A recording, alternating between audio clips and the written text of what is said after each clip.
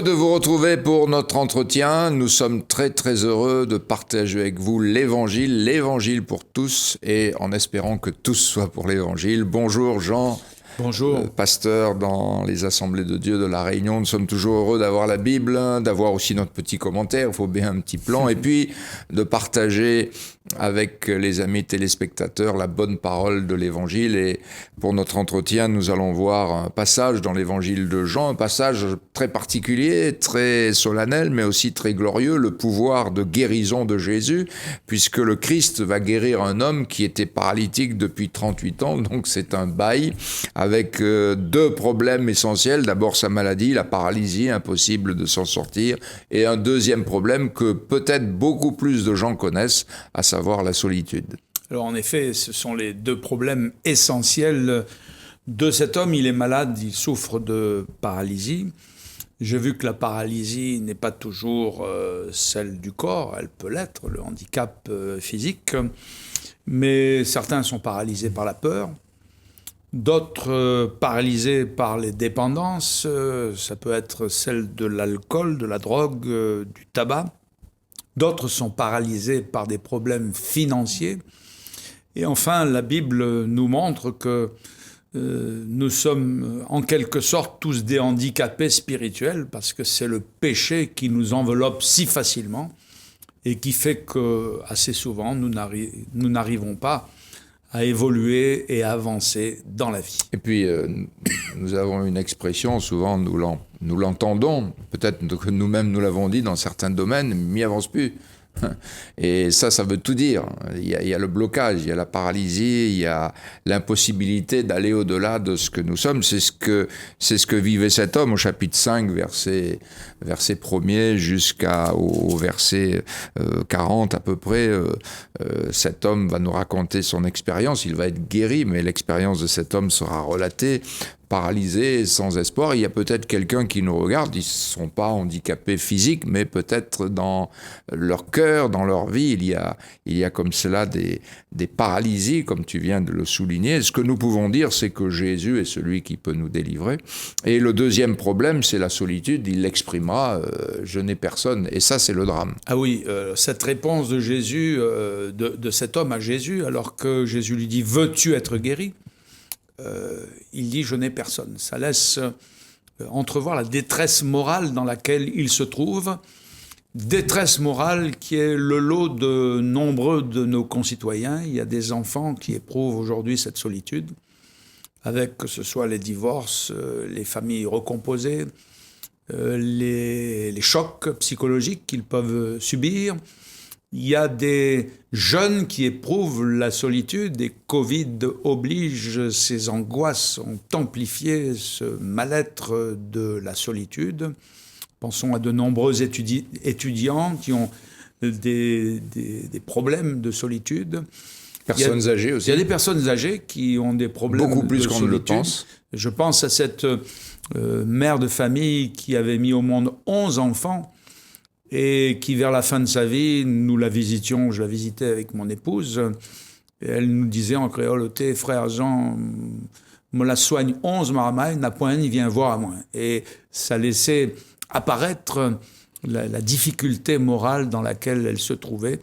Nous voudrions dire que Jésus, lui, il a éprouvé ce sentiment de solitude, et le sentiment de solitude, le pire qu'il puisse exister, consiste à être seul quand Dieu n'est pas là.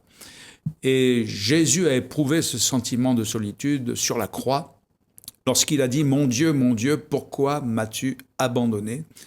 Lui qui était toujours un avec son Père, eh bien ce cercle parfait d'harmonie a été comme rompu lorsqu'il a porté en son corps nos péchés, lorsque Dieu l'a fait devenir péché à notre place, lorsqu'il a sacrifié sa vie pour nous.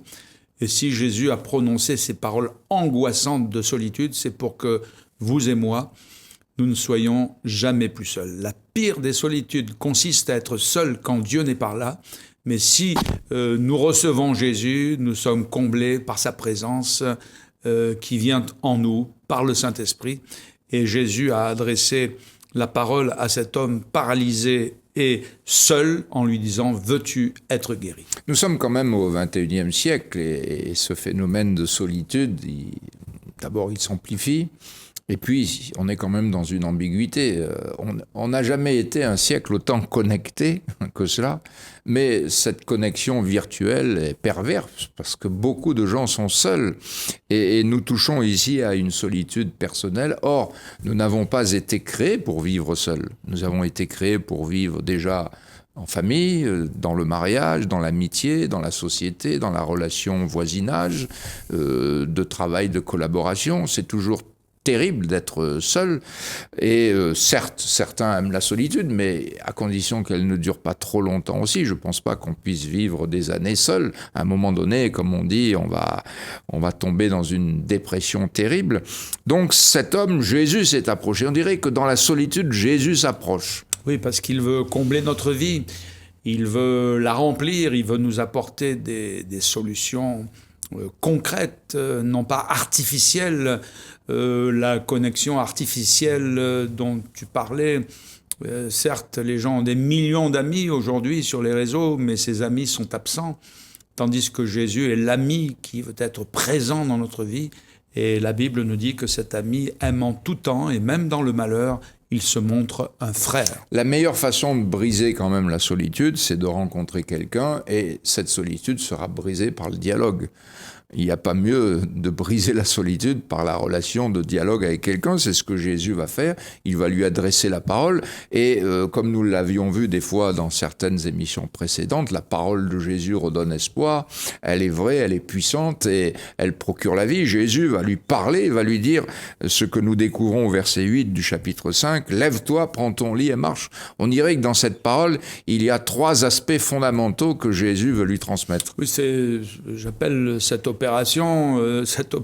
lève-toi, c'est l'opération lève-toi, prends ton lit et marche. Mais là, cette opération, elle va fonctionner. Je pense que sans Jésus, cette intervention ne fonctionne pas. Mais avec Jésus, c'est une intervention qui fonctionne. Alors, dans ce lève-toi, et cet homme va se lever, alors qu'il ne pouvait pas se lever, on peut dire qu'il y a une nouvelle position.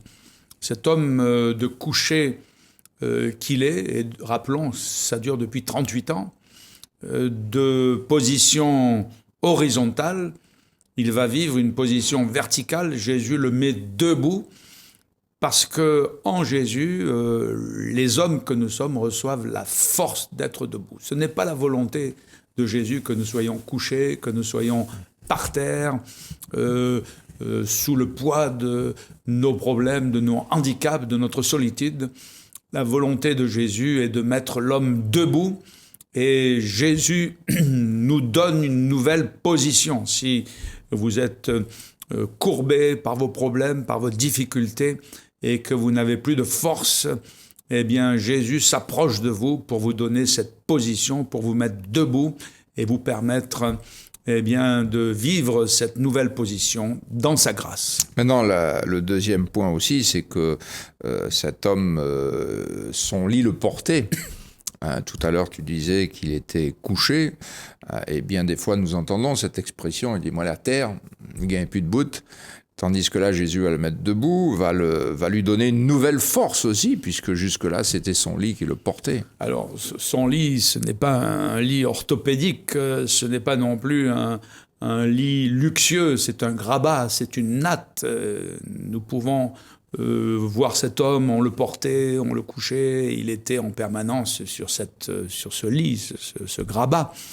Et la parole de Jésus, l'intervention de Jésus, va lui permettre non seulement de se lever, mais de prendre son lit et de marcher. C'est une nouvelle force que Jésus lui donne, une force qu'il ne connaissait pas.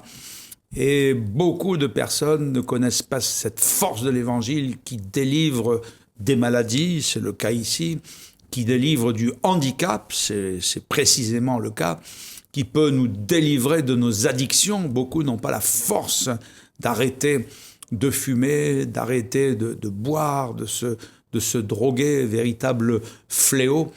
Eh bien, Jésus peut vous donner la force. Si vous avez besoin de force pour surmonter vos addictions, pour surmonter vos tentations, pour surmonter vos épreuves. Beaucoup n'ont plus la force de surmonter l'épreuve parce qu'ils sont acculés par terre dans la faiblesse. Mais Jésus lui a donné une nouvelle force. Et cette force, c'est la force de Dieu.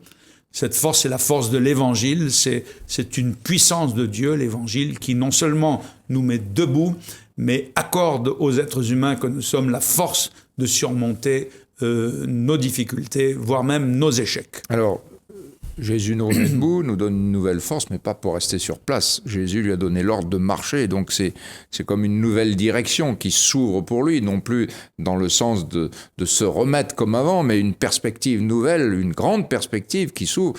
Allez, un avenir glorieux qui s'ouvre pour lui.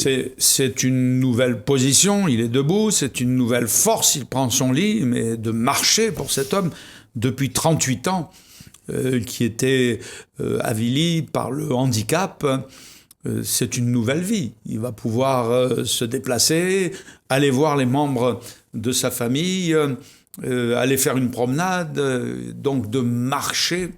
C'est pour lui une nouvelle vie, dans une perspective bénie. Jésus le rencontrera, il lui dira « Ne pêche plus, de peur qu'il ne t'arrive quelque chose de pire », parce que avec Jésus, il y a une nouvelle direction, en effet, il y a une nouvelle vie, une vie de pureté, une vie de grâce à laquelle Jésus nous appelle et qui fait de nous de nouvelles créatures. On peut dire, pour terminer, que Jésus, à tout point de vue, Jésus l'a sorti de là, quoi. Il l'a sorti pour lui permettre d'avancer dans la vie et pour qu'il ne revienne plus dans cette situation-là. Alors c'était un jour nouveau pour cet homme.